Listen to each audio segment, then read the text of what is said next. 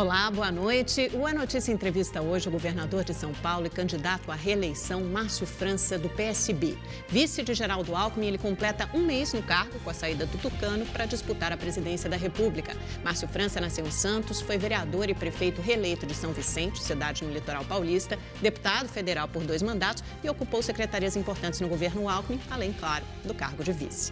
O novo governador está no PSB há 30 anos, é o seu único partido, que, claro, é uma raridade nos dias de hoje e é conhecido por ser um exímio articulador político. Governador, que prazer recebê-lo novamente na notícia. Prazer é meu. Gostei do exímio articulador político. É o que dizem por aí e é o que a gente vê na prática. Que bom. Obrigada por voltar ao programa. Agora, já no cargo de governador, o senhor veio a primeira vez no ano passado como vice e agora como governador. Estou há 20 e poucos dias aí, né? Ainda estou debutando aqui nesse espaço difícil do governo de São Paulo. São Paulo é um país dentro de um país, né? Nós estamos, São Paulo, maior que muitos países do mundo, maior que 44 dos 52 estados americanos, enfim, 45 milhões de pessoas, um orçamento grande, com 800 mil funcionários, né? Então, é uma grande responsabilidade. É o segundo maior orçamento do país, né? Só perde, naturalmente, para o governo federal, para a União. Governador, agora, apesar de o senhor ter assumido o governo de São Paulo, continua como um ilustre desconhecido para grande parte da população paulista. Verdade. O que parece quase uma ironia. Então, eu quero pedir para que o senhor comece essa entrevista se apresentando, dizendo o que pretende fazer nesses próximos meses à frente do governo de São Paulo e por que é a melhor opção para o Estado nessa eleição. Olha, em primeiro lugar, eu quero dizer que é uma grande honra ser governador de São Paulo. Eu venho de uma carreira pública de muitos anos, eu venho de uma família de servidores públicos. Meu pai foi médico do Estado, meu avô foi médico do Estado, meu bisavô foi professor do Estado, enfim, eu também fui servidor público do Poder Judiciário, passei pelo Legislativo, agora estou no Executivo, quer dizer, passei pelas 3 esferas de poder. Fui vereador, fui prefeito em São Vicente, no litoral de São Paulo, a cidade mais antiga do Brasil, uma grande cidade, 350 mil habitantes, uma cidade muito difícil de ser governada, porque é uma cidade com muitos problemas financeiros. Era uma das cidades mais violentas de São Paulo também. E quando eu fui reeleito com 93% dos votos. Isso chamou a atenção das pessoas e dali, então, eu disputei uma eleição para deputado federal. Fui deputado federal 2 mandatos, fui líder do partido, do bloco, enfim. Daí vem essa expressão de articulador político. Depois voltei para ser secretário de Estado do governador Alckmin, montei a Secretaria de Turismo do Estado de São Paulo, que não existia. Depois, agora, na reeleição, ele me convidou para ser candidato a vice-governador e pediu para que eu fosse o secretário de Desenvolvimento, Ciência e Tecnologia, que é o cargo que normalmente os vice-governadores ocupam, né? Me senti e me sinto escolhido pelo Alckmin para ser o sucessor dele, porque como ele sabia que ia sair, naturalmente, quem ele convida para vice, sabendo que ele ia sair, ele tinha confiança para poder entregar o governo.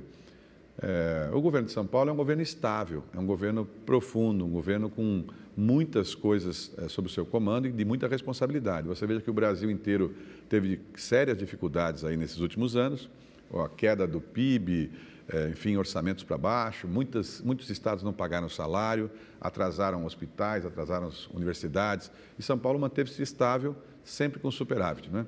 E eu penso que muito disso tem a ver com essa estabilidade de São Paulo. E como eu sou há muitos anos do meu partido, meu único partido, eu filiei antes da doutora Reis, quer dizer, tenho uma relação muito forte com o meu partido, eu disse a todo mundo, e tenho repetido, que acho que no Brasil de hoje nós precisamos voltar a ter estabilidade. Para ter estabilidade é preciso ter um pouco dessa coisa da experiência de quem já esteve governando outras coisas, de quem já teve a experiência administrativa em espaços que você cumpre até o final, né? As pessoas pensam que é sempre um comparativo por conta da história do prefeito, mas não é, porque eu acho que se você vai fazer uma cirurgia do coração no seu filho, você dá preferência para quem tem mais experiência, para quem já fez isso outras vezes, né? Agora, governador, essa marca da estabilidade financeira é uma marca também das gestões tucanas que governam São Paulo há 24 anos e, como o senhor mesmo disse, né, outros estados atrasam salário, atrasam 13º, São Paulo está com as contas no azul, está com as contas em ordem, tem até superávit. Por que, então, é hora de mudar? Por que não manter nas mãos dos tucanos se isso tem funcionado? É porque os tucanos, na verdade, quando fala tucanos, quem governou São Paulo foi praticamente o Serra e o Alckmin, né? São 2 tucanos que governaram São Paulo. E Mário Covas, né? E os 3, se tivessem que escolher, acho que me escolheriam.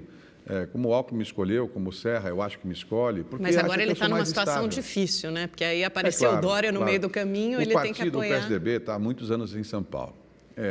Tem muitos méritos de ter feito coisas boas em São Paulo. Mas, por outro lado, também fica aquela coisa de todo mundo se acostumando, achando que já é dono do cargo. Ninguém é dono dos cargos. Não há um partido que seja dono dos cargos. O PT errou nisso.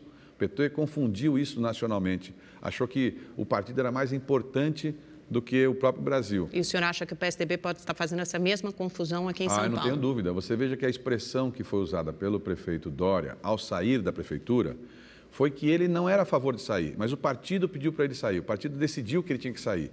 Mas e os 3 milhões de pessoas que votaram nele? Por exemplo, eu votei nele. Eu votei nele porque ele me disse que ia ficar aos 4 anos, que ele ia ficar aos 4 anos, que seria o melhor prefeito da cidade.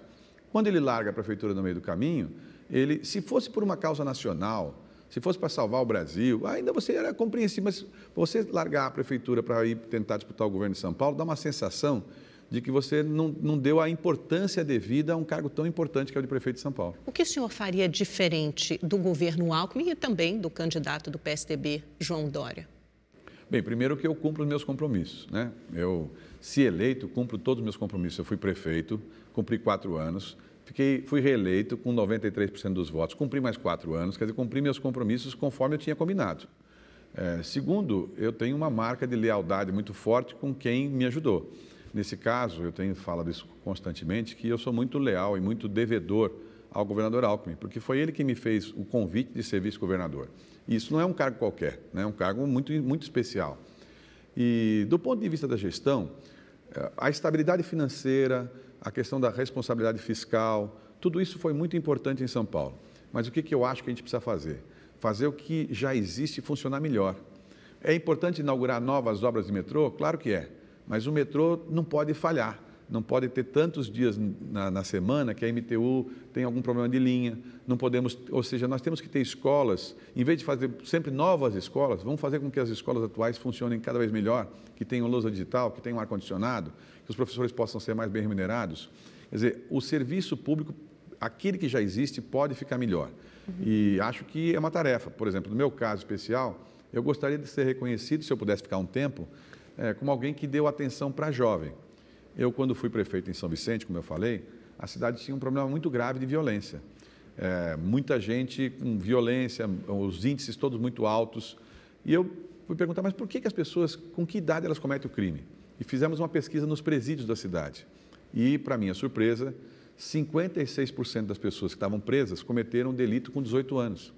Então você fala, puxa, com 18 anos a pessoa já comete o delito, já vai preso e praticamente já encerra a sua vida normal, porque depois que você foi preso uma vez, é muito mais difícil você conseguir a recuperação. Nós criamos um programa que foi inclusive ideia de um tucano, chamado Zé Gregory, que foi ministro, enfim, foi embaixador. Ele deu a ideia de fazer o alistamento civil, que é previsto na Constituição. É um artigo da Constituição que fala em você alistar o jovem. A expressão alistamento dá a impressão de uma coisa militar, mas não é um alistamento civil. Você convida o rapaz a trabalhar com você durante 1 ano no poder público, paga uma bolsa, uniformiza, ele passa a ser orientador municipal para diversas áreas e obriga o rapaz a fazer um curso técnico durante esse 1 ano. E quem faz tem uma bolsa todo mês. O senhor queria fazer isso em São Paulo. O senhor sofre algumas resistências na Assembleia, mas o senhor mantém a ideia de fazer isso em São Paulo nesses meses de governo? Eu acho assim, por exemplo, a gente tem que encontrar um mecanismo... Mas ainda nesse governo? Vou fazer por convênio, faço com as prefeituras, passo o dinheiro, a prefeitura faz. Porque no Estado, no dia 6 de junho, você fica proibido de uma série de coisas, porque aí vem o processo eleitoral, dá a impressão que você quer fazer para ganhar um voto, enfim. Não é isso, é que eu acredito de verdade que a pessoa de 18 anos, 17, 16, ele tem chance de você furar o bloqueio. Nós estamos disputando esses meninos com o lado errado da vida. O senhor é a favor da redução da maioridade penal? Não sou a favor da redução plena, como as pessoas falam, mas eu sou a favor, eu inclusive fui autor da lei, do projeto de lei, que permitia que você pudesse ampliar o prazo de punição para os meninos que cometem delito e são reincidentes depois dos 18 anos. Tem um projeto do governador Geraldo Alckmin também, né? Exatamente. De ampliar até 8 anos. Depois o próprio governador Alckmin acabou fazendo isso, quer dizer, a internação ser maior. Sim. Porque o menino que começa um delito com 17 anos, é incorreto ele cometer com 17 anos um delito e com 18 ele ser liberado, ou com 21, quer dizer, se você puder ampliar essa internação. Mas o que eu defendo é que a gente dê uma chance para essas pessoas com 16, 17, 18 anos. Né? Porque, só para você entender, Amanda, na minha cidade, que era mais violenta, depois do programa implantado por 10 anos, ela não ficou nem entre as 100 primeiras.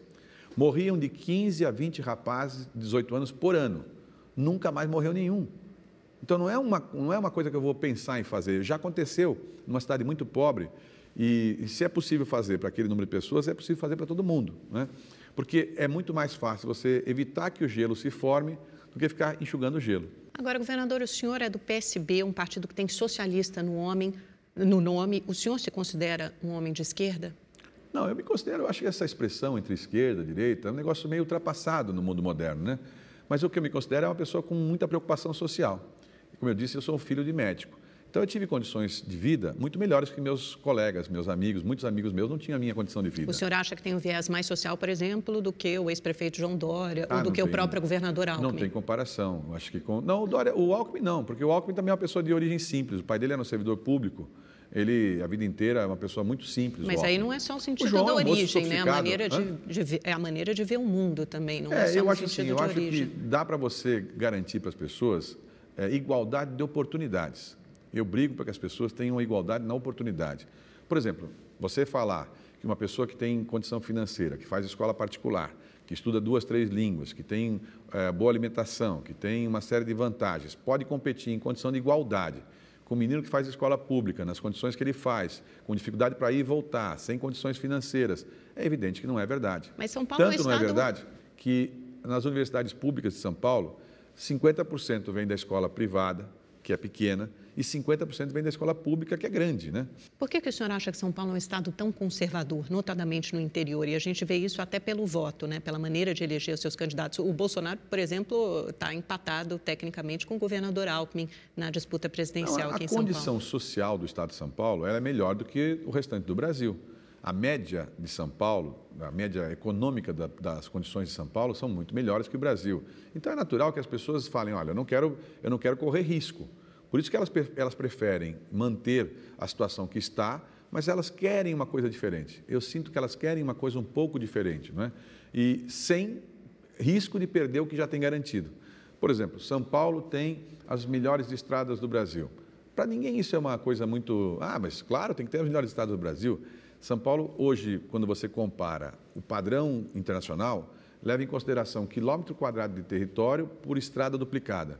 O de São Paulo, esse ano, passou pela primeira vez a Califórnia, nos Estados Unidos. Então, é um dado diferente, não é? O índice de homicídio em São Paulo, que todo mundo sabe da dificuldade, enfim, esse mês foi 5,8 para cada 100 mil habitantes. Em Miami, hoje é 12 para cada 100 mil habitantes. É que as pessoas não sabem as coisas assim, espetaculares que tem em São Paulo. Agora, é claro... porque a violência ainda é grande na cidade, né? Eu sou mulher, eu moro aqui há mais de 20 anos, não é só a sensação de violência, a gente ouve casos reais, né? A gente vê no farol do trânsito. Mas assim, você ouve em Miami? Você ouve em Miami? Você não ouve. As pessoas não ouvem tanto em Miami, porque a sensação que tem lá é diferente. Os homicídios reduziram bastante, né, governador? Mas os casos de roubo, eu até estava olhando os dados da Secretaria de Segurança Pública de 99 para cá, eles se mantêm mais ou menos estáveis. Então, historicamente, você tem um declínio em algum momento e depois ele volta a subir, isso tanto para roubos quanto para furtos. Nesse período, Amanda, a gente praticamente aumentou 50% da Polícia Militar, 50% na Polícia Civil e não reduz. E por quê? Porque nós estamos produzindo gelo sem parar. Nós estamos perdendo os meninos. Os meninos de 18 anos, 17 anos, eles não sentem perspectiva de vida. A gente tem dificuldade de falar para eles, olha, vai fazer uma faculdade. Mas qual faculdade se eu não tenho dinheiro? Se eu não consigo? Meu pai não tem como pagar. E mesmo que eu seja muito inteligente, se eu passar na faculdade, como é que eu vou estudar em São Paulo? Então, o senhor atrela essa condição da violência à condição social da pessoa? É claro que tem. Se você tivesse uma condição social mais equilibrada, certamente não teríamos essa situação. O segredo está na juventude, você conseguir dar chance para a juventude. Eu estou lhes dizendo um caso concreto. Na cidade mais violenta do estado de São Paulo, onde eu fui prefeito, que ninguém queria ser prefeito, que ninguém achava que ia dar certo, a gente produziu um só programa, que custava R$800 mil por mês, que era um valor pequeno do ponto de vista do estado de São Paulo. Aqui custaria quanto? R$100 milhões por mês. Por mês. Daria 1 bilhão e 200 milhões de reais por mês, 1% do orçamento. E eu garanto que a violência de São Paulo despenca, porque você vai dar a chance do menino ter uma oportunidade. Governador, o senhor assumiu, acho que exatamente no dia ou no dia seguinte, a prisão do ex-presidente Lula. Em janeiro, seu partido, o PSB, divulgou uma nota dizendo que houve uma velocidade atípica no processo do Lula e também que o tribunal político mais adequado em uma democracia é o voto popular. O senhor concorda com o conteúdo dessa nota? Houve alguma tipicidade na prisão ou no julgamento do ex-presidente Lula? Eu não acompanhei milimetricamente o resultado, mas ele passou por diversos tribunais diferentes. Quer dizer, não é uma condenação isolada de um caso, né? Foi uma condenação na primeira, na segunda, na terceira instância.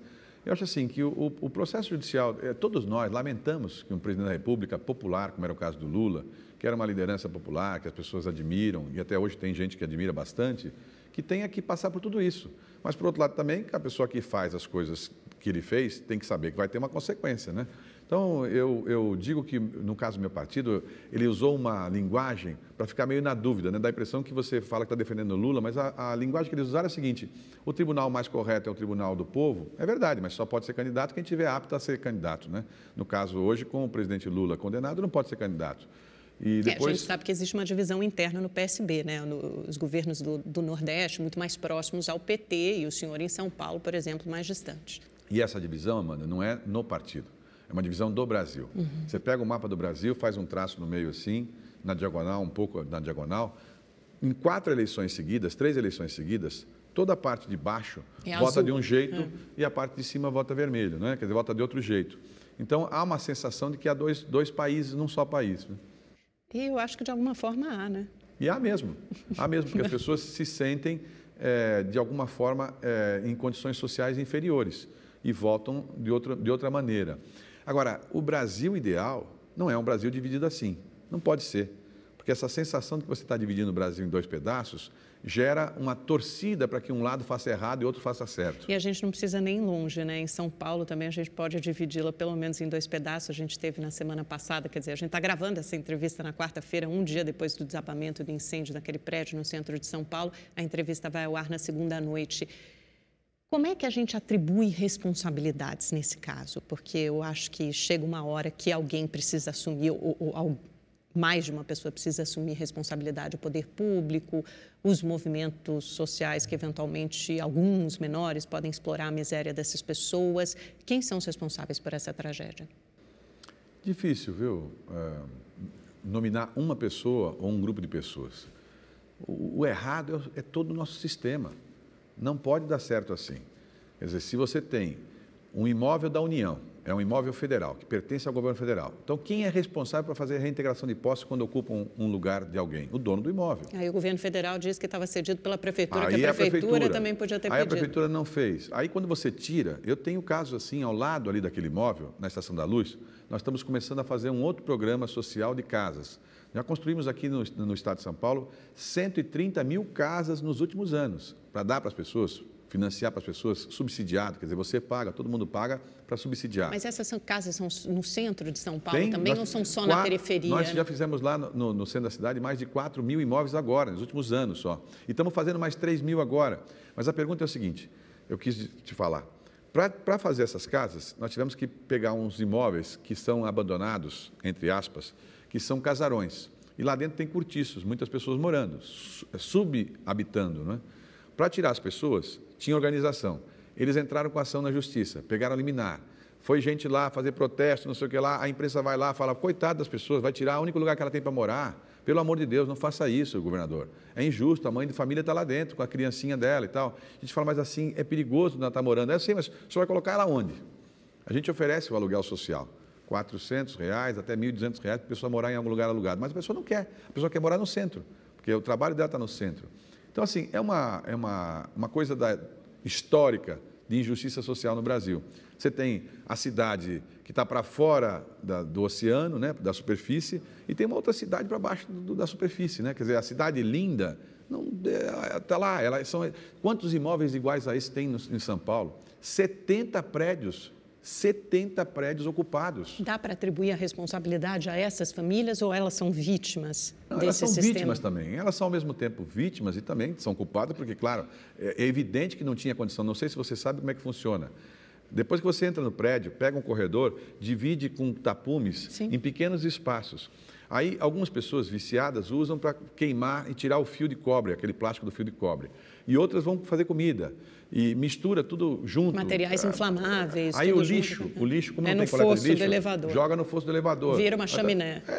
Aquilo, a combustão automática. Então, ou seja, é uma situação que é altamente previsível. Então, pelo que o senhor está dizendo, não tem horizonte para resolver essa questão da moradia habitacional em São Paulo. Existem mais de 370 mil famílias na fila de moradia só na capital paulista. Nós temos que ter horizonte, porque uma das tarefas de quem é político, de quem é homem público, é criar esperança. Existe esperança. A gente tem que fazer, de algum jeito, construções mais baratas que sejam próximas das pessoas. Por exemplo, eu tenho a teoria de que, ao invés de você construir unidades prontas para todo mundo, que custa 120, 130, 140 mil reais por unidade, você pode entregar o terreno urbanizado e dar um kit de construção para cada um fazer a sua, do seu jeito. E aí você faz a coisa com 15, 20 mil reais, é muito mais barato. Você faz mais vezes, né? faz mais unidades. Agora, tudo que você vai falar, parece que é simples, mas não é. Quando você vai fazer uma construção dessa, a pessoa tem que mudar do centro da cidade lá para uma região periférica, ela fala, mas eu não quero ir para lá, eu quero ficar aqui, eu prefiro ficar aqui nessas condições. Aí você tenta entrar com a ação na justiça. Os movimentos sociais se organizam, entra com a ação, pega a liminar, vai lá, protesta, não consegue tirar. Então é uma luta, olha, eu sei que... Inglória. Em um mês, eu assumi na sexta, né? E no sábado, logo cedo, eu acordei com essa história do presidente Lula cercado lá no sindicato, enfim. E já estavam te culpando porque rádios, a PM não foi, e né? as rádios brigando. Em cima do não, senhor. O governador é banana, por que não mandou a cavalaria passar por cima de todo mundo, prendeu? Mas eu falei, mas o preso é federal, o juiz é federal, por que não põe lá a Polícia Federal para tirar? Então, bem, levamos o dia inteiro... Até porque a cavalaria não pode passar por cima de Claro. ninguém, Mas né? Essa cabeça das violência pessoas, policial mas a também pessoa não leva quer a nada. que faça violência, depois os moços que são os policiais é que sobra para eles. Porque eles acabam se defendendo para agredir as pessoas, no final acaba sobrando para todo mundo. Bom, foi um dia tenso. No final do dia o presidente foi preso, foi levado, enfim, acabou o problema. No domingo eu falei, bom, agora vai ser um dia mais tranquilo, enfim, tinha um jogo Corinthians e Palmeiras no Allianz Parque. Eu falei, agora é fácil. Vou entregar Quebradeira. eu vou entregar uma taça para o Palmeiras, porque estava 1-0, né? Eu sou santista, mas eu ia lá entregar a taça. Você acredita que o Corinthians marcou um gol logo de cara? E depois, no segundo tempo, ainda marca um pênalti e anula o pênalti. Aí eu fui lá entregar a taça para o Corinthians, todo mundo do estádio inteiro palmeirense, imagina a pressão, né? Mas enfim, por isso que eu te falo que quando você tem mais experiência, ou que você já fez outras vezes, dá mais chance de você acertar. Não quer dizer que não sofra, mas pelo menos já passou por isso antes. Você já passou por isso. Governador, em falar nesse sofrimento todo, também o que marcou o seu primeiro mês de mandato à frente do governo de São Paulo foi essa troca de acusações com o ex-prefeito João Dória. Bom, vocês eram ou são amigos, não sei, mas fato é que agora são adversários políticos, porque ele também disputa o governo de São Paulo. O senhor já entrou com uma representação no Ministério Público, dizendo se havia crime contra a honra, porque ele chamou o senhor de Márcio Cuba. O PSDB também entrou, dizendo que o senhor não está fazendo repasse lá para o município do interior de Paulista, porque a prefeita se encontrou com Dória, amiga do Dória. Vai ser esse o tom da campanha, essa troca de acusações? Eu espero que não. Olha, essa aqui já é a 15ª eleição que eu passo. Como é que eu fiz minha vida inteira sem ter inimigos? Eu não tenho inimigos na política. Eu convivo com o PT, com o PSDB, eu não tenho inimigos, eu tenho adversários momentâneos, né? Há 2 anos atrás eu estava fazendo campanha para o Dória, pedi voto para ele, votei nele. Meu partido ajudou, foi o primeiro partido a anunciar o apoio ao Dória. E eu não tenho críticas pessoais a ele, do ponto de vista de comportamento, dele ser desonesto, não é isso que eu estou falando. Eu estou dizendo uma coisa que eu acho que eu tenho todo o direito de reclamar. Se você programa comigo, são 2 blocos, um é de 15 minutos, um é de 10 minutos, e você chega aqui no meio de metade do bloco e fala, acabou o programa, eu vou dizer, não foi o combinado, Amanda. Você não combinou comigo uma coisa e fez outra. Eu tenho dito essa expressão, se você pede uma pizza no Telepizza e chegar uma pizza grande com 2 pedaços, você tem direito a reclamar? Pelo menos reclamar você pode? O senhor acha que ele fez uma boa gestão na Prefeitura de São Paulo? Eu acho que não deu tempo, não deu tempo. Com 1 ano não dá tempo, ele foi eleito para 4, ficou 1, não deu tempo. E eu fiquei frustrado, porque eu fiquei, puxa, ele me falou várias vezes, olha, dou minha palavra, eu vou ficar os 4 anos, vou ser o melhor prefeito de São Paulo. Ele chegou a dizer, você se lembra, que não seria candidato de novo. Ele falou, não serei candidato mais. Então o senhor está dizendo que ele traiu a população de São Paulo? Eu estou dizendo que ele não cumpriu a palavra, não cumpriu a palavra. Que no nosso mundo... E também não cumpriu com o governador Geraldo Alckmin? Você sabe, todo mundo sabe, não é novidade, que ele especulou com a sensação de poder ser candidato a presidente. Deixou rolar esse clima. Por exemplo, quando ele falou agora que ele saiu da prefeitura, ele falou, não, eu saí da prefeitura não foi porque eu quis, é porque meu partido pediu. Mas eu digo, mas o teu partido é mais importante que a população de São Paulo? Porque eu não sou do seu partido, votei em você. Você teve 3 milhões de votos, 2 mil pessoas votam em você no teu partido para você ser candidato a outra coisa, você larga? Veja, o PT já errou no Brasil ao fazer isso. Partido não é maior que o governo. Partido não é maior que a nação. Você não pode fazer o que seu partido manda em detrimento da população. Não pode, está errado. É preciso alguém dizer para as pessoas, olha, está errado. Se você fizer isso, você pode até fazer, mas meu voto você não tem mais. Porque eu me sinto frustrado. Então, eu não estou a criticar a pessoa física, pelo contrário, é inteligente, tem 1000 qualidades, é uma pessoa muito jeitosa, habilidosa. Ele está preparado para ser governador de São Paulo? Não sei. Agora eu fiquei na dúvida. Porque quando ele me disse, eu sou preparado para ser prefeito, vou fazer tudo, vou ser o melhor prefeito, vou ser o melhor prefeito, vou ser o melhor prefeito, e não deu tempo, eu fiquei com a sensação, será que ele vai querer ser governador? Ou depois vai querer ser presidente, vai querer ser presidente da ONU, vai querer... Quer dizer, se você uma vez não cumpre a palavra comigo, Amanda, eu tenho todo o direito de desconfiar da sua verdade daqui para frente. Há no MDB quem acha que o Dória, por exemplo, ainda pode ser candidato a presidente pelo PSDB se o Alckmin continuar estacionado com 8% das intenções de voto. O senhor acredita nessa hipótese? Há, de fato, essa possibilidade? Eu acredito que ele pense nisso. Eu acredito. Porque, repare, ele já pensou nisso. Mas ele pensa nisso sozinho ou isso tem reverberação, pode ter repercussão internamente no partido dele, no PSDB ou em outros partidos? O que eu posso dizer é o voto, o meu voto. Eu acho o governador Alckmin um homem preparado, experiente, foi governador pela 4ª vez. Ele conhece cada detalhe de gestão pública, ele passou por todas as fases de uma gestão. Mas há um foi problema vereador, nas pesquisas, prefeito, deputado. Né? Sim, ele não cresce nas pesquisas. Nós não podemos fazer o mundo pelas pesquisas. O Dória, em agosto de 2016, ele tinha 4%, 3%. E se eu tivesse levado em consideração pesquisa, eu tinha apoiado o outro. Eu apoiei no que eu achei melhor. Eu não apoio pela pesquisa, eu apoio por quem eu acho melhor. Eu acho que o melhor nome para o Brasil é o Alckmin. E se ele pode ganhar, pode perder, mas ele não muda o meu conceito. Mas o senhor acha que ainda há um trabalho nos bastidores para que o Dória tome esse lugar do Alckmin como candidato a presidente? Repare, depois que você não cumpre uma vez a palavra, todo mundo fica um pouco desconfiado. Ele fala que não, ele falou que não, que ele é candidato a governador só, enfim. Mas fica aquela coisa, por que ele vai fazer carnaval na Bahia? Vai não sei aonde para não sei o que lá? Dá a sensação que você está especulando, entendeu? Que você está especulando. Eu volto a insistir, eu tinha dito a ele, lá para trás, para ele fazer isso em conjunto com o Alckmin, porque é justo, o Alckmin foi muito correto com ele. O Alckmin foi muito correto.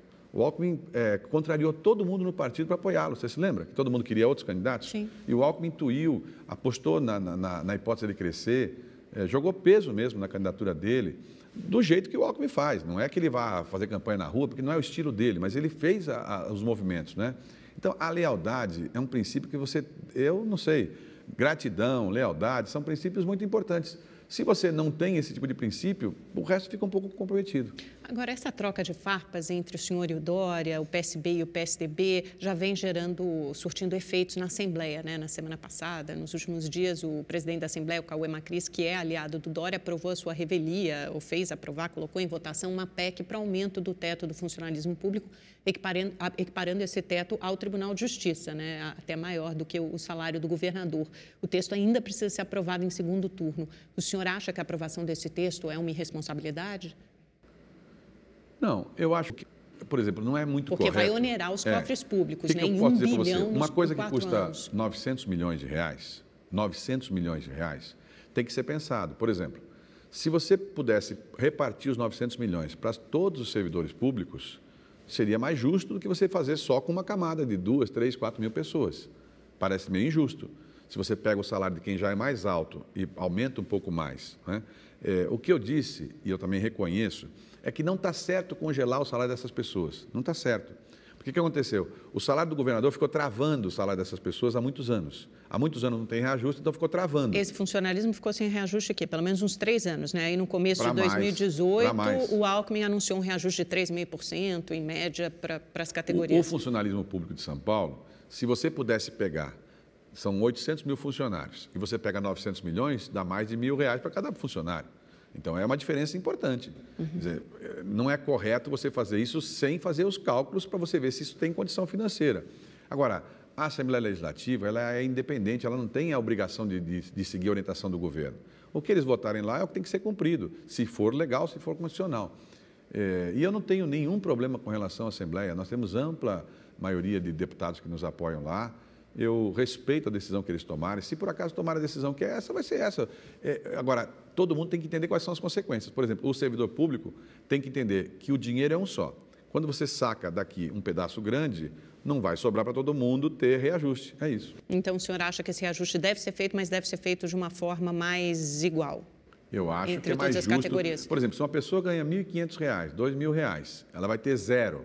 E quem ganha 23 vai passar para 32. O que você diria? É por isso que a sociedade criou uma crítica. Quer dizer, se você vai fazer o reajuste de 23 para 32, você tem que ter folga para dar algum reajuste também para quem está embaixo. Senão o policial, a professora, os outros servidores vão falar, mas por que só o mais alto vai ter funcionário, vai ter um reajuste? Essa contaminação da Assembleia pela disputa eleitoral não pode atrapalhar o governo, projetos que são importantes para o governo, não pode passar a impressão que o senhor está mais preocupado com a candidatura do que em ser um bom governador para São Paulo? Mas eu não estou votando. Ao contrário, não fui eu quem apresentou essa proposta. Eu tenho uma longa experiência na convivência com o parlamento e, enfim, me dou bem com eles. Agora, a responsabilidade da votação é individual de cada parlamentar. Teve gente do meu partido que votou de um jeito e gente que votou do outro. O que eu estou dizendo é o seguinte, eu acho que num ano eleitoral, como agora, tem uma série de proibições. Dentre essas proibições está a proibição de você não dar reajuste acima da inflação. Por que é isso? Para evitar exatamente esse impulso de você querer dar reajuste sem ter lastro financeiro, que isso depois gera um desequilíbrio. Então, a prudência fala o seguinte, o Alckmin governou durante 16 anos, 15 anos, esse assunto não foi votado em 15 anos. Eu assumo um mês e vai votar o assunto? Não parece que é uma coisa assim meio que, agora não está mais o governador lá, vamos fazer desse jeito. Então, eu acho que podia se fazer, voltou o primeiro turno, ainda tem a votação do segundo turno, quer dizer, depois do segundo turno é que efetivamente entra como válido. Então, nesse período, é um tempo de maturação da ideia. Se eles entenderem que é assim, a gente vai fazer assim. Governador, na mais recente pesquisa da Datafolha, o senhor aparece com 8% das intenções de voto, o Dória lidera com 29%, o SCAF tem 20%, Luiz Marinho do PT tem 7%. Não é difícil vencer o Dória nessas condições, que é do PSDB, que já está há muito tempo no governo de São Paulo e tem um marketing eleitoral bastante eficiente? Eu não acho. Eu disputei muitas eleições na minha vida e não perdi. Eu tenho mais ou menos a noção do tempo e do espaço. Como você viu aí na pesquisa, eu sou conhecido por 9% e 8% dos 9 votam em mim. Não é um número extraordinário? 9% me conhece e 8% votam em mim. Agora, como é que você pode votar numa pessoa se você não conhece? Então, eu preciso ficar conhecido. Por isso eu estou aqui hoje, por isso eu estou falando com você, por isso eu estou me expondo, para que as pessoas me conheçam. Se elas tiverem a chance de me conhecer, elas vão poder julgar e aferir quem está mais preparado para ser governador de São Paulo, para ser gestor dessa máquina enorme, para quem tem vontade, quem cumpre a palavra. Enfim, eu acho que no tempo certo as coisas acontecerão. E, claro, aí vamos ter uma disputa, não é só o Dória, o SCAF, o Luiz Marinho, são bons competidores, todos eles são bons competidores. Agora, acho que pelo meu histórico de vida, com 40 anos de vida pública, minha vida, quantos políticos você conhece que ficaram famosos por coisas erradas? Eu não fiquei famoso por coisas erradas, Eu fui o prefeito mais votado do Brasil, ninguém nunca passou esse número, 93% dos votos, Eu fui deputado de importância no Congresso, liderei grupos, blocos, enfim, nunca me meti em nenhum tipo de confusão que as pessoas dissessem, olha, eu desabono a carreira dele.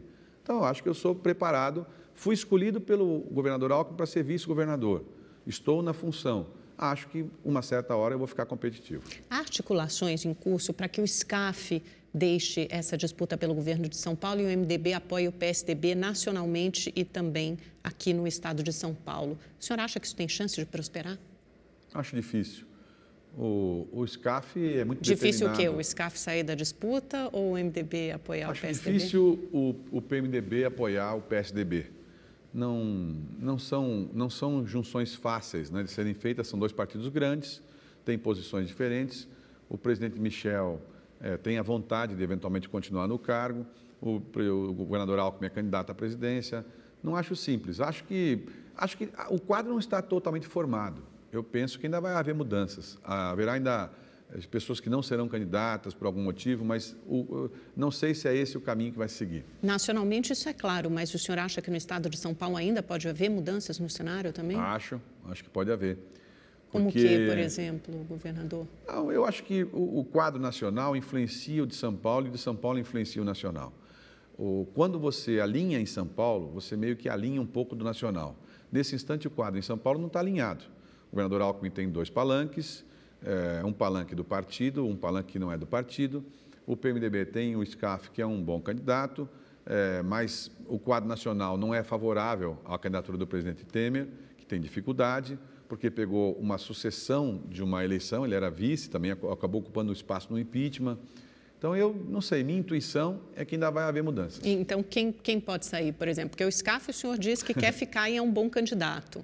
O Luiz Marinho, do PT, vai ficar porque é o único candidato. O senhor, também que eu saiba, não vai sair. Pretende ficar. No meu caso, Amanda, é preciso O senhor acha que isso. há chance do Dória não disputar o governo de São Paulo? Não, o que eu digo é o seguinte, no meu caso, eu sendo governador, eu só posso disputar um único cargo. Que é o de governador, óbvio. A não ser que o senhor decida não ser candidato a nada. O que não está nos planos. Não é essa hipótese. Claro, eu tenho uma história pública de muitos anos, e quando você está nessa posição que eu estou, por que eu não disputaria? Né? O que eu tenho a perder para disputar o cargo? Se eu vou mostrar, vou ser mais conhecido, enfim, não tem por que eu não disputar. Então, a única hipótese de mudança nesse quadro é se o Dória não disputar o governo de São Paulo, decidir disputar outro cargo. Não, eu acho que tem mais gente disputando, mais gente que pode acontecer. Veja bem, todo mundo que não é obrigado a disputar, não é obrigado a disputar. No meu caso, eu só posso disputar o governo. Então, eu não posso optar por outra disputa, mas os outros podem. Então, eu digo, na política, você nunca subestime. Sempre haverá um jeito de você encontrar uma fórmula que pode, de repente, alinhar algum tipo de pensamento. Mas é interessante. Então, o senhor acha que o quadro de São Paulo está alinhado, vai, de alguma forma, estar alinhado, está ligado, influenciado pelo quadro nacional? Eu não tenho dúvida. Veja bem. Se houver mudanças no quadro nacional, vamos vai haver pegar o caso da mudanças. eleição passada. Na eleição passada, o governador Alckmin teve 13 milhões de votos em São Paulo. Quando eu ganhei com ele, ele juntou 13 milhões, eu juntei 10 mil, mas ele juntou, quer dizer, ele fez uma votação grande. O Aécio teve em São Paulo 7 milhões de diferença. Então, quer dizer, muito da votação dele veio ajudando o Aécio. Claro que uma situação em São Paulo, que um candidato a governador tivesse 16, 17, 18 milhões de votos, levaria uma eventual candidatura do Alckmin a ter 11, 12, 13 milhões de votos de diferença, o que fatalmente levaria o governador para o segundo turno e possibilitaria muito ele poder, eventualmente, se eleger presidente da República. Então, tem que alguém fazer essa mágica em São Paulo. Não é uma tarefa simples, mas enquanto houver vida, há esperança. Governador, vou pedir licença um minutinho, nós vamos para um rápido intervalo. Em seguida, voltamos para falar um pouquinho mais sobre a eleição aqui e no Brasil. Não sai daí.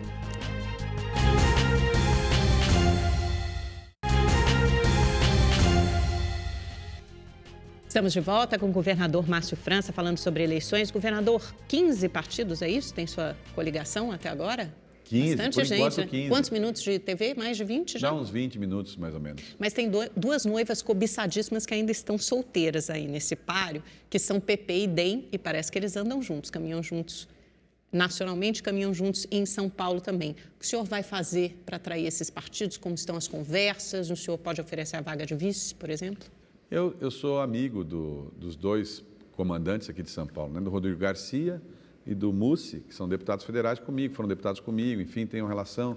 A verdade é que os partidos se aproximam da gente porque tem uma linguagem que conversam comigo e se sentem mais seguros, né? Eu penso que lá na frente eles virão comigo. E nós vamos completar aí 17, 18 partidos no total, né? Mas, por outro lado, se esses partidos forem para a campanha do Dória, ele ganha bastante tempo de televisão e representa um problema para a ssua campanha. Não é para a minha campanha, né? Eu acho que aí eles vão fazer uma opção diferente e vão ficar para o outro lado. Pode ser, pode ir para o SCAF também. Mas eu sinto que se houvesse um percentual aí, né? Um termômetro, 90% para cá, 10% para o resto. O senhor acha que tem 90% de chance, então, do PP e do DEM ficarem com o senhor? Acho que tem muita chance. E aí, nesse caso, a vice poderia ficar, por exemplo, com o Rodrigo Garcia, por exemplo, que é o... Pode, porque ele é uma pessoa experiente, um bom político, um deputado, enfim, que participou é do interior, tem muita inserção no interior. Hoje o partido preside a Câmara Federal. É uma chapa que pode agregar.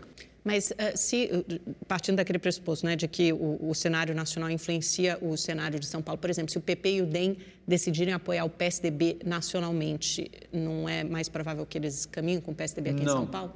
Não é. No caso de São Paulo, não é isso que faz a proximidade da convivência. Os partidos vieram comigo porque, ao longo dos anos todos, a gente já passou por várias vezes coisas juntos. E quando você fala, a pessoa fala, olha, com o Márcio, o que ele combinar, ele cumpre. E isso é decisivo na hora da pessoa decidir com quem vai. Vamos falar de Joaquim Barbosa? Está todo mundo querendo saber? É o grande X da questão nessa eleição. O senhor é um dos principais nomes do PSB. Qual a chance hoje do Joaquim Barbosa ser candidato pelo seu partido? 50%. Só? Não, eu digo 50% porque ele não disse que quer ser ainda, né? Ele teve conosco, comigo ele teve 2 vezes, mas com o partido ele teve uma vez agora oficial, reuniu todos os governadores. É uma figura extraordinária, né? Uma pessoa inteligentíssima, culta, fala várias línguas, é uma pessoa preparadíssima. O que ele disse foi o seguinte, olha, eu estou aqui, para ser candidato eu tinha que me filiar. Me filiei no prazo certo, então eu estou apto a ser candidato. Agora, não decidi, porque minha vida está muito arrumada, eu tenho uma organização na minha vida, tomo conta da minha família, eu tenho escritórios de advocacia em São Paulo, no Rio e em Brasília, eu me dedico a isso, a minha remuneração vem dessa fonte de renda, na política você não pode ter uma outra atividade, ainda mais presidente da República, não é? Agora, é inegável que o resultado das pesquisas que apontam o Joaquim em segundo lugar, muitas vezes em primeiro lugar nas pesquisas, acabam incentivando. Em primeiro lugar? Que pesquisa é essa? Eu não vi ele ainda em primeiro lugar. Tem pesquisas, quando você tira o presidente Lula da disputa, não é? Aí fica o Bolsonaro, não? Fica o Bolsonaro e ele meio que disputando ali, conforme o quadro do ambiente que você pesquisa. Mas né? aí o senhor está se referindo, então, a pesquisas internas de vocês, porque o Datafolha mostrou o Bolsonaro com 17 e o Joaquim com 10. Não, é que são pesquisas quando você coloca foto. Porque quando a pessoa fala Joaquim Barbosa, nem todo mundo lembra quem é o Joaquim Barbosa. Sim. Né? É como o Márcio França. Você fala, quando faz pesquisa Márcio França sozinho, a pessoa não sabe. Quando fala governador de São Paulo, Márcio França, dá uma diferença do dobro de votos. Porque a pessoa, só de saber que você é governador, fala, poxa, ele deve ter alguma responsabilidade para ser governador. O senhor está falando daqueles trackings de vocês, essas pesquisas internas que vocês fazem. E aí fizeram, então, com Joaquim Barbosa com foto. Todos os testes que são feitos, quando o Joaquim usa foto, ele sobe porque as pessoas identificam, lembram dele, da atuação dele no tempo que ele foi do Supremo. E aí como é que fica? Sobe para quanto? Ele equilibra com o Bolsonaro, fica mais equilibrado com o Bolsonaro, né? Bolsonaro é um voto já meio consolidado também, de um público específico, mas o Joaquim é uma novidade, ele tira dos dois lados, ele tira de um lado e tira do outro, quer dizer, ele tira do lado do Bolsonaro, tira do voto do Lula, ele tira de todo canto, né? É um candidato forte. Mas porque ele é um candidato que é um voto de protesto, um candidato que representa o combate à corrupção? Eu acho Acho que essa coisa do protagonismo do Poder Judiciário no combate à corrupção, enfim, ele foi muito identificado com essa história de anticorrupção, da dureza, da braveza, enfim, dessa coisa que a pessoa fala austera, né? Enfim, acho que ele se identifica com isso. Uma pessoa honrada. E o que acontece, então, se o Barbosa participar da eleição? Ele ganha? Veja, tudo que eu estou falando é só intuição, né? Porque claro. A gente não tem... Eu acho assim, ele candidato, nós teremos uma chance de ter dois nomes fora do prumo dos grandes partidos. Porque eu acho que ele... No segundo turno. No segundo turno. Se o quadro se mantiver, porque, repare, numa eleição normal, digo sempre, o primeiro turno é uma eleição que tem muito a ver com os partidos. Porque quando você pega o seu partido e empresta apoio para você, eu estou te dando um tempo de televisão para você usar. O meu tempo é você que está usando. No segundo turno, o tempo fica equilibrado. Então, no caso dessa eleição presidencial, como há muitos candidatos a presidente, ninguém terá muito tempo. Então, em ninguém tendo muito tempo, ninguém conseguirá falar mal muito um do outro. Cada um terá que fazer a sua propaganda. E, com isso, o voto que entrar consolidado dificilmente migra, dificilmente muda. Porque a fórmula que você tem para poder tirar voto seu é produzindo críticas. Se eu não tenho tempo de criticar, eu não tenho como você cair. Então, não sei, posso estar enganado. Acho que se o quadro ficar assim e tivermos todos os candidatos, esses que vão entrar na disputa já muito na frente, eles dificilmente cairão. Por que não é assim em São Paulo? E o senhor crê isso em relação ao Bolsonaro também, então? Creio o senhor acha que ele não vai desidratar? Porque tem muita gente que acha que ele vai. Eu acho que ele só Por que ele poderia desidratar? porque ele não tem tempo de televisão. O partido dele é muito pequenininho. O Bolsonaro tem um comercial a cada 10 dias, enquanto, por exemplo, o Alckmin tem 5 comerciais por dia. Mas o problema é o seguinte, mesmo 5 por dia é pouco. Então, se você tem... Por que em São Paulo o quadro não é idêntico? Eu tenho 8 pontos, o Scaff tem 20, o Dória tem 25, enfim. Por que eu acho que eu tenho chance? Porque eu tenho tempo, eu tenho partidos, eu vou ter tempo de produzir as minhas falas e, eventualmente, também criticar os outros, naquilo que eu acho que são problemas, né? Então, eu acho que aí eu tenho chance de poder pular. Para você ter uma ideia, Amanda, nas últimas eleições de prefeito, em todas as cidades do Brasil, em todos os casos, exceto um que foi Belo Horizonte, quem foi para o segundo turno é quem tinha os maiores tempos de televisão. Em todos os casos. Não houve nenhuma exceção a não ser Belo Horizonte. Então, pelo que o senhor está dizendo, Joaquim Barbosa é o grande trunfo dessa eleição e está nas mãos do seu partido. Não, o Joaquim Barbosa é um fato novo. É um fato novo, claro. Ele é alguém que não é do mundo da política, que na última hora entrou, como se filiou e ficou apto a ser candidato. Se ele for candidato, mas ele vai mudar o rumo da eleição, porque se ele não for candidato, imagino que o quadro seja outro. Se ele for candidato, ele muda o rumo da eleição, não tenho a menor dúvida. Ele muda o rumo da eleição. Porque aí, na sua visão, iriam 2 candidatos de fora da política, ou de fora dos grandes partidos, para o segundo turno. Não, eu não estou garantindo que ele vá para o segundo turno, porque eu ainda imagino que a política pode produzir algum fato de juntar partidos. Mas no quadro atual, com tudo pulverizado, a tendência é que quem vá na frente chegue na frente. Então, a chance de não acontecer isso é você juntar partidos e ter mais tempo de televisão. Está todo mundo muito curioso para saber o que o Joaquim Barbosa pensa sobre economia. O senhor participou desse encontro do Comitê Eleitoral do PSB em Brasília recentemente. O senhor conseguiu descobrir? Não, eu não, porque também não fiquei todo o tempo. Eu fiquei durante um período só da conversa, porque eu tinha outras atividades. Mas eu mais ou menos eu posso imaginar. Ele é servidor público de carreira, passou por vários cargos, é alguém com uma visão de um Estado, certamente não aquele Estado liberal absoluto, mas também alguém que se preocupa com coisas sociais. Senão não teria entrado no meu partido, porque meu partido tem uma visão de mais preocupação social do que outros partidos. Ele faria as reformas, o mercado está preocupado com isso, reforma da Previdência e reforma tributária estariam na agenda, num programa de governo do Barbosa? Eu acho que todos terão que fazer algum tipo de reforma, em especial a tributária. Eu teria começado por essa, inclusive, que eu acho que é uma reforma muito difícil. O Brasil é muito burocrático, né? Tudo difícil, entendimento de tributos, enfim, essa confusão de substituição tributária de ICMS, desanimador para quem é empreendedor. Quem vai empreender no Brasil fica desanimado. Mas provavelmente reformas menos austeras do que as propostas pelo atual governo Temer. Se for uma ideia de que o Estado tem que ser mínimo, desarticulado, um Estado fraco, essa não é a cara do... Eu não percebi isso no Joaquim. Mas também não percebo no Alckmin. Eu não acho que o Alckmin seja um ultraliberal. Ao contrário, eu acho que ele tem preocupações sociais. O histórico da vida dele demonstra isso. O senhor fica numa posição difícil, né? Se o Joaquim Barbosa sair candidato em São Paulo, o senhor vai fazer campanha para 2 candidatos? Vai dar palanque para quem? Como é que ficaria? Eu tenho defendido no meu partido que a gente apoie o que nesse instante é candidato, porque nesse instante o Joaquim não é candidato. O candidato dos que estão colocados, o Alckmin é o mais preparado, é o que eu tenho defendido.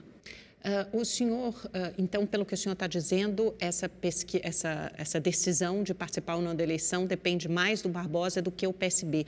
No PSB já há uma aceitação para que ele participe? Porque antes havia mais ou menos uma divisão, né? Eu não posso garantir, mas o que eu digo assim, essa história de quem nasceu primeiro, o ovo ou a galinha ou o ovo. O que eu acho assim, se ele disser que quer ser candidato, o partido vai discutir seriamente uma hipótese dessa. Todo partido tem o sonho de ter um candidato. Nós tivemos Eduardo, né? Tivemos candidatura, nós nos esforçamos para eleger o Eduardo. Agora, o Joaquim é um nome que entrou de fora para dentro, então a gente precisa conhecê-lo, conhecer um pouco como ele pensa, o que ele pode acrescentar, se ele ajuda ou se ele atrapalha as candidaturas nos governos estaduais. Nesse instante, meu partido governa o maior número de brasileiros dos estados. São Paulo, Pernambuco, Rondônia, Paraíba e Brasília. Então, é um grande partido. Não pode atrapalhar a candidatura dos outros, de todos os lugares. Né? E são estados completamente diferentes, né? Com interesses diferentes em regiões diferentes do país. Não é uma equação simples. Mas, como eu disse para ele, ministro, o pessoal chama ele de ministro, né? Ministro, na sua vida não deve ter sido muitas coisas simples, né? Ele sempre passou por equações difíceis. Ele ascendeu na vida através do seu esforço. Quer dizer, se ele entrou no partido, eu posso supor que ele gostaria de ser candidato, pelo menos em algum momento, né? E ele também, para mim, não ficou claro, eu só sou candidato se eu for candidato a presidente da República. Não ficou claro dessa forma, né? Ao contrário, ele disse, olha, entrou no partido, vou pensar nesse instante, se eu não tivesse filiado, eu não poderia ser candidato. Pelo menos agora eu estou filiado, posso ser. Voltando para São Paulo, só para a gente terminar a entrevista, ou pelo menos antes do nosso pinga-fogo, governador, qual o senhor acha que será o grande tema da eleição desse ano em São Paulo? Eu sempre acho que o tema principal é a característica pessoal da pessoa. Por mais que você fale de um assunto, claro que em São Paulo, onde você anda, é segurança pública. Quando eu dou entrevista, de cada 10, 11 são segurança pública. Mais policial, menos policial, mais policial, menos policial, enfim.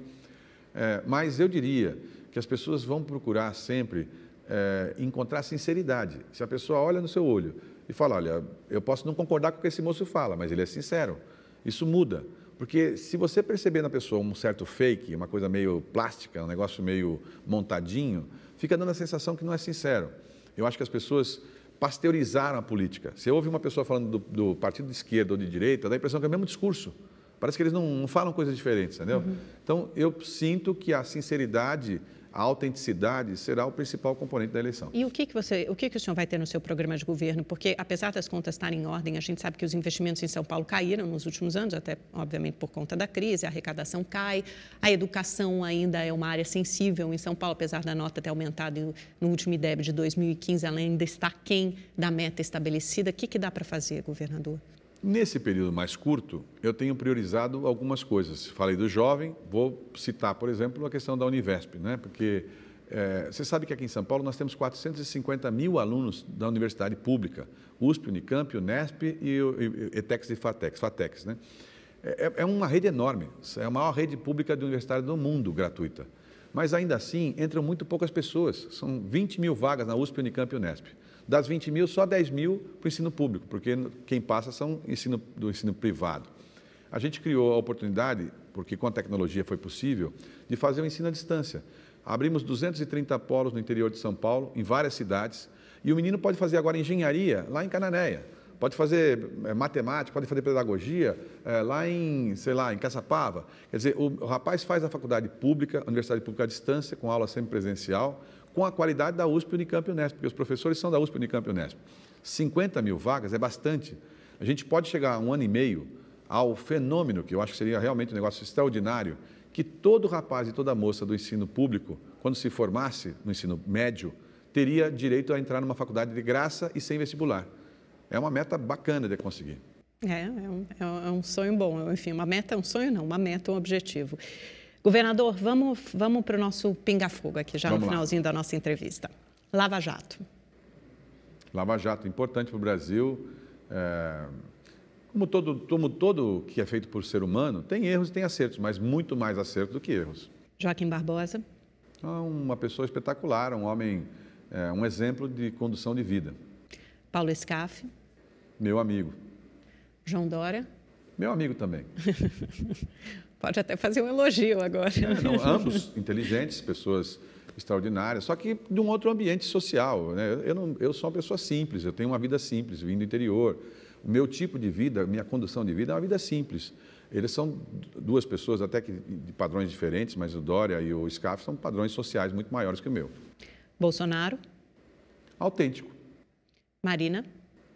Uma pessoa extraordinária, assim, uma alma extraordinária, uma pessoa sincera, pura, enfim, uma boa brasileira. Ciro Gomes. Meu amigo, inteligente, capaz, muitas qualidades. Fernando Haddad. Não é meu amigo, mas eu admiro. Acho uma pessoa diferente, uma pessoa que conseguiu passar por uma tarefa política sem ser político, né? Porque ele era um homem que veio da área pedagógica, professor, universitário. Tenho admiração, acho que cumpriu sua tarefa. Geraldo Alckmin. O melhor, o campeão, o homem público mais preparado dos que estão hoje vivos no Brasil. Temer. Um herói de sobrevivência, aí, porque passou por um período muito difícil, que só a capacidade da política permitiu que ele sobrevivesse nessa situação. Não foi eleito para ser presidente, teve um impeachment, sobreviveu, conseguiu ter a habilidade de sobreviver. E Lula? O maior líder político popular que o Brasil teve. Muito obrigada, governador. Foi ótimo conversar com o senhor mais uma vez. Boa sorte aí na sua tarefa nos próximos meses, tanto à frente do governo de São Paulo como na candidatura à reeleição. Muito obrigado a vocês. Obrigada a você também que nos acompanhou até essa hora. Tenha uma excelente semana, uma ótima noite. A gente se encontra na segunda que vem. Até lá. Tchau, tchau.